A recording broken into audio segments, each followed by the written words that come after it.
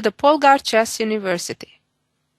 In this week's lesson, we learn about how to deal with forks. Last week, we learned how dangerous and effective forks can be when we attack with one piece two of the enemy pieces. But not always everything is lost when that happens. And we will see examples of that in this lesson. And let's get started.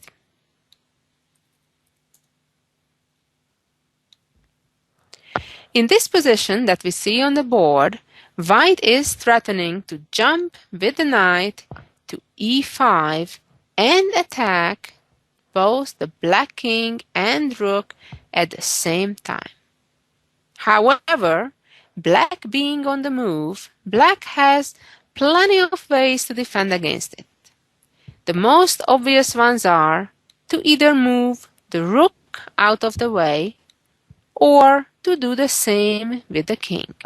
And in either case, Black would maintain his significant material advantage. As we know, the rook is worth 2 points more than the knight. Let's move on to the next position. In this position, the big difference is that it's White's turn already, and White is ready to fork. White plays knight e5 check. However, not all is lost for Black. In fact, not even the rook. Although, rather more accurately said, even though Black is losing his rook, so will White. Of course, only if the Black king finds the right place to go to. And that is going to e6, counterattacking. So after knight takes rook and king takes rook, and Black is doing fine. Let's move on to the next position, where it's still a similar storyline that the White knight is able to move to e5, checking Black's king and attacking the Black rook again. And here, yet another way to save the day, and namely to capture the fork-giving piece. In this case, it means a trade, a bishop for a knight, and as we know, they are of equal value. So therefore, no damage has been done, Black hasn't lost any material, and avoided losing his rook, which would have happened had the Black king moved out of the check. And let's change the topic a little bit. Here we are with our next position, where White has a knight versus Black's bishop, while Black has already an extra pawn. But how will we respond to a fork after knight f4 check and attacks the bishop? It's one of those typical situations when one piece that's being attacked can move away in a way that it protects the other second piece that's being attacked, namely king to f7 in this case. Again, after knight captures bishop, king captures knight, and Black maintained the extra pawn. In fact, Black is to win a second pawn very, very shortly. Let's see the next example.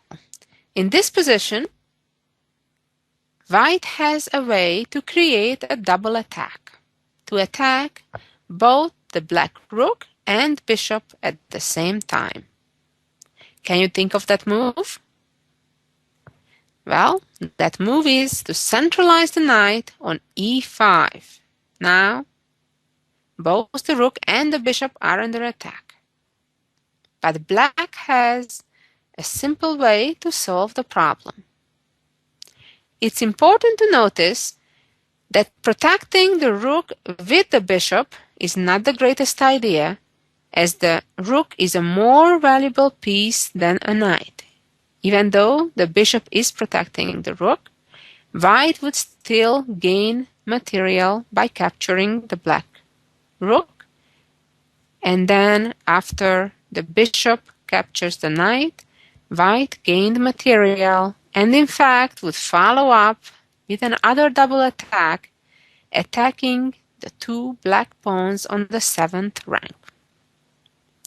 Going back to our starting position, after knight e5, the correct response for black is to move the rook, not the bishop, to capture the pawn and protect the bishop. And now, black won another pawn and is ahead.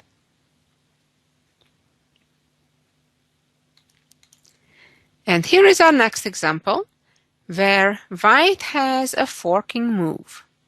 Even if a fork doesn't quite work, it's very important to be aware of it, to make sure it will not be a surprise, and if you can, prepare that defensive move.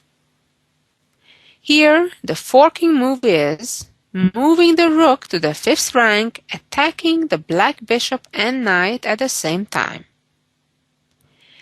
In this case, protecting the knight with the bishop, for example, with bishop e7, it would be wrong because it would put the bishop on the same file with the rook and the rook would capture the bishop.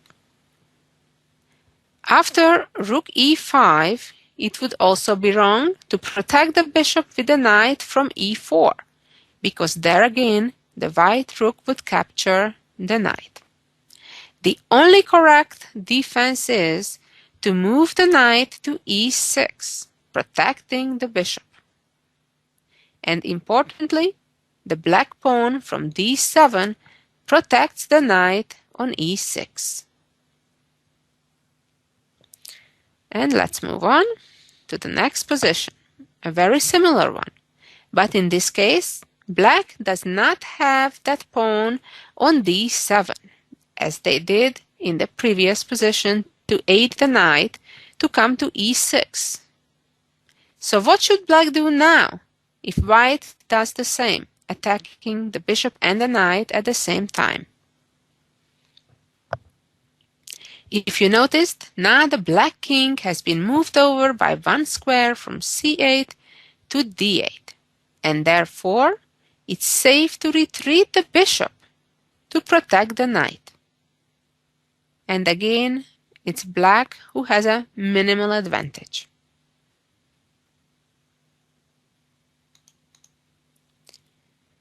In this position, black is using yet another tactic to save himself.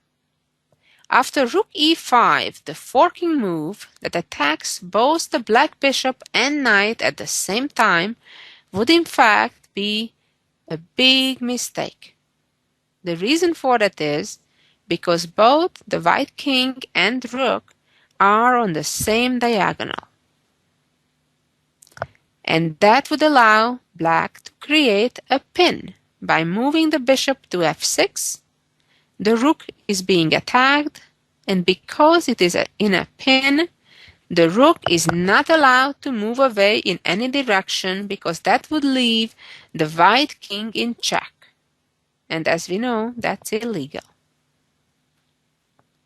In the starting position here, white is much better off moving the rook to a5 instead and attack the pawn on a6, which black cannot defend.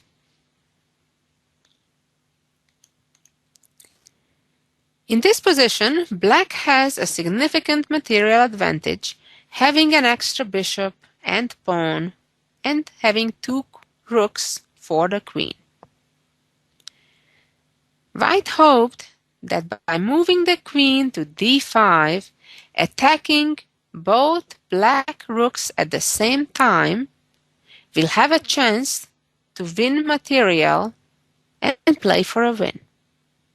Black only has one saving moves to avoid losing either of the rooks. Can you find that? And that key move is to move the king out from the 8th rank to e7.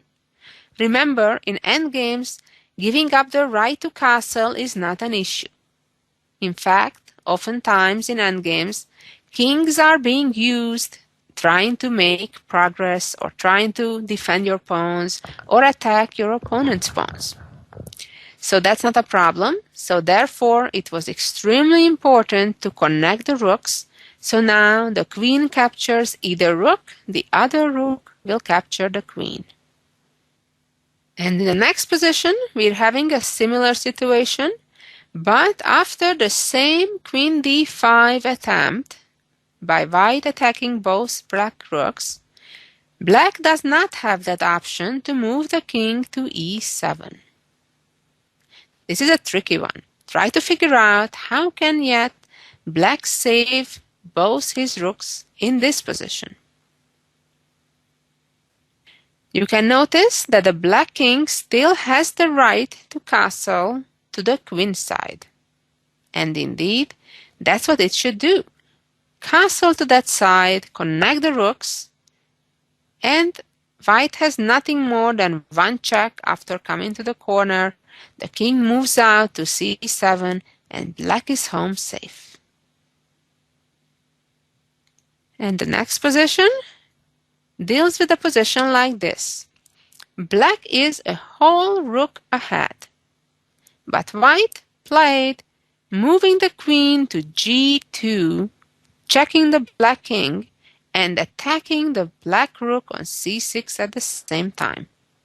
And here, yet another motive that you should remember, that one of the pieces can block a check and move away from the attack at the same time.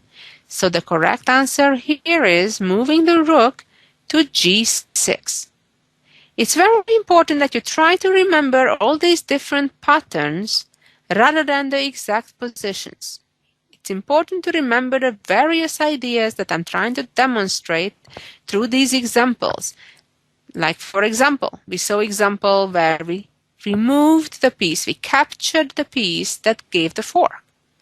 We saw situations when the two pieces defended each other. We saw other situations when we used the pin to save ourselves. Or here, we block the check with that same second piece that's being attacked. So it's important to remember the concepts rather than the exact positions. And let's move on to the next example. Here again, a very similar idea as in the last position. The white rook is checking the black king and attacking the black bishop on c7. And here again, the only move to avoid losing the bishop is to block the check by moving the bishop to d6. As we know, the bishop is more valuable than the rook. Therefore, now rook captures bishop would only help black. And in the next example, it's white's turn.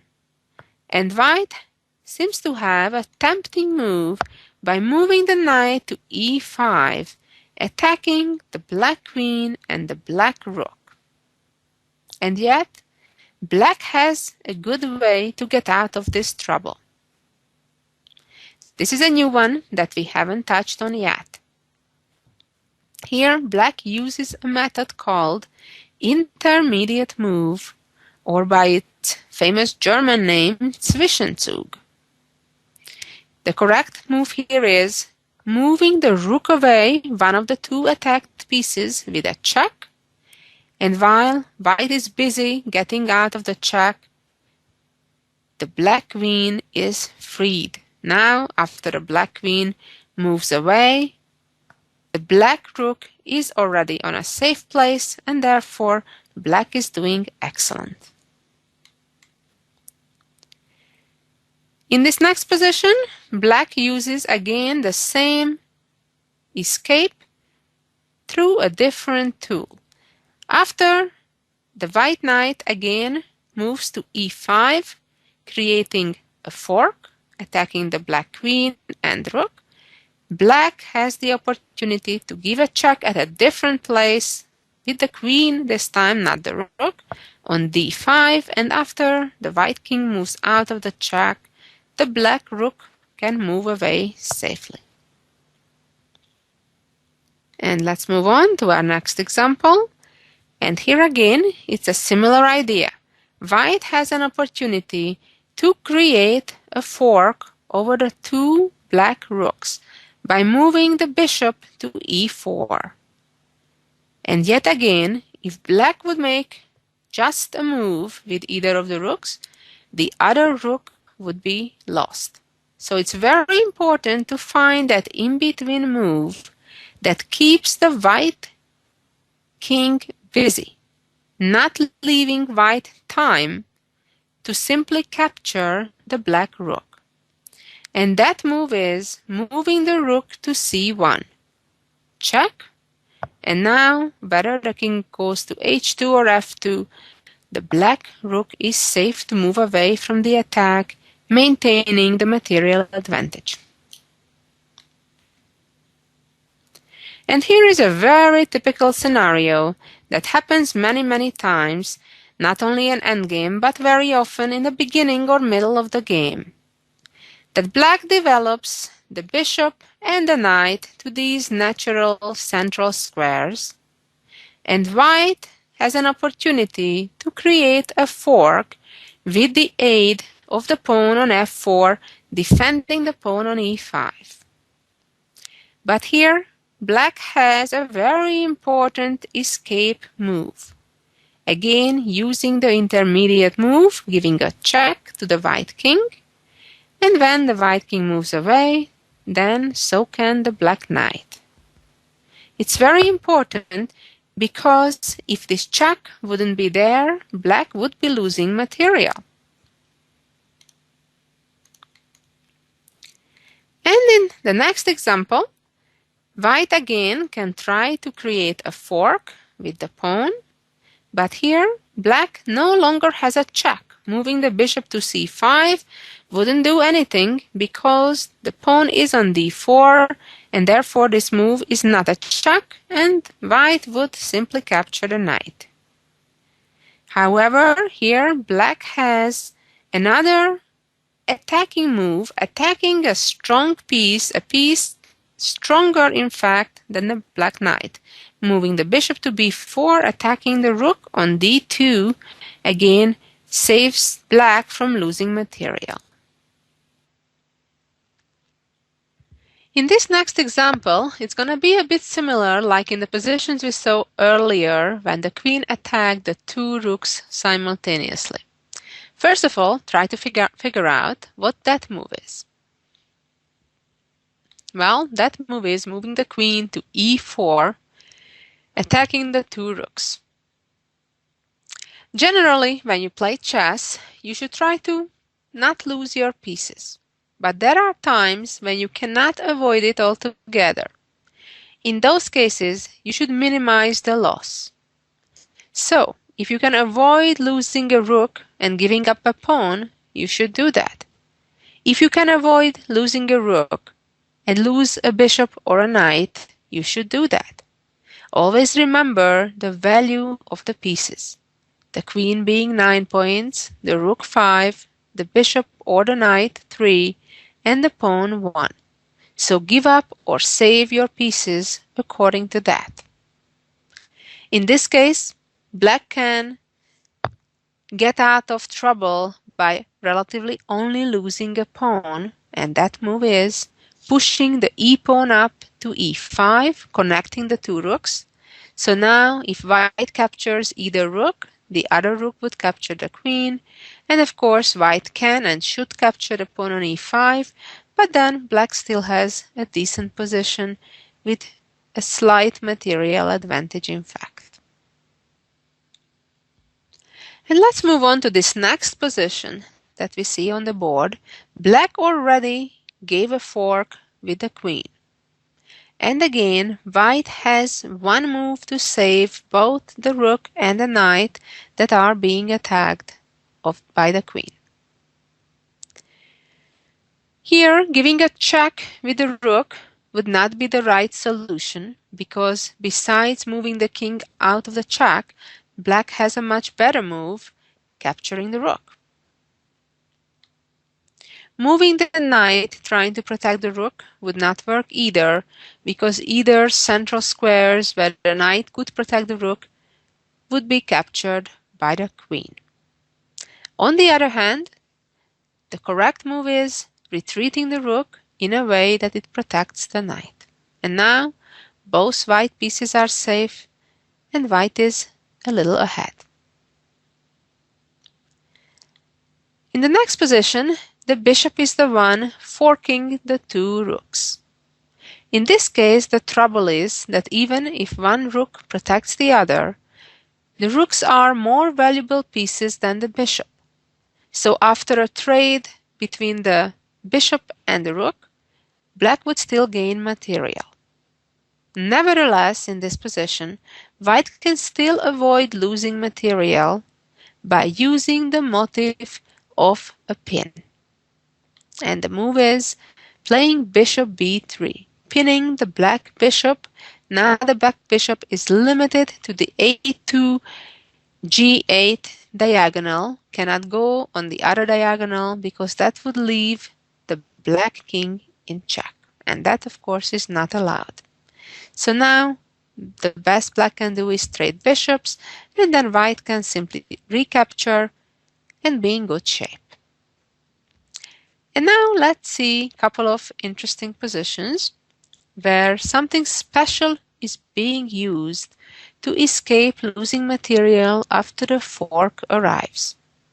In this position, black has a choice to move his pawn from e7 that hasn't yet moved at all in this game, to move it up 2 squares. As you know, that's a special right to move a pawn 1 or 2 squares as long as the pawn is still in its initial square. So now this seems like it's a check and attacking the rook, that is, it's a fork. Obviously the king cannot capture the pawn because the rook is guarding it. So it seems that white is in serious trouble. But remember, there is a special rule called en passant. That's a French word that's being used for capturing while moving. And here, white can make that move, putting his own pawn from d5 to e6 behind the black pawn and then removing it from the board, just as if the black pawn would have moved 1 square up. Remember, you're only allowed to do this when the pawn moves up 2 squares at once and not just 1. And another rule you need to remember, which is irrelevant in this case because you want to do it right away, but in other cases when it's more of a judgment call, if you would want to take advantage of the right to do en passant, because you're certainly not obliged to do that, but very often time it's a good choice, you would not be able to do en passant if you make a move in between. Let's suppose, just argument's sake, that you would not do en passant in this position, but would move your king away, and then silly black would not capture the rook and would move his king, let's say. You're not allowed by the rules to do en passant at this point. It's only allowed at the moment when the black pawn, or it could be obviously a white pawn in a different situation, does move 2 squares up. Only immediately right after that, that's when it's allowed. So in this case, the saving move is en passant. Let's see one more example for the same theme in this position. Black happily played f5, again moving his pawn up, giving a check and attacking the white knight, forgetting that white again has en passant at his disposal. Again, the black pawn moved up 2 squares, and the white pawn can capture it by en passant. And the very last example, here we go.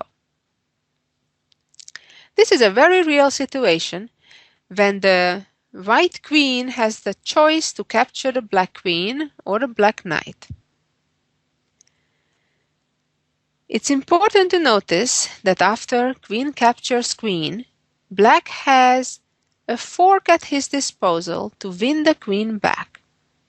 However, in that case, White would still win because the white king could simply move out of the check, and then after the knight captures the queen, black gets checkmated on the long diagonal after these moves. So it's very important to understand that not every fork, even if it wins material, ends up well. Of course, checkmate always is a priority compared to material win or loss. Well, thank you for listening. I hope you learned quite a bit about how to defend against various forks, all the various patterns, start to remember them, and be back next week to learn more chess secrets. Thank you for listening.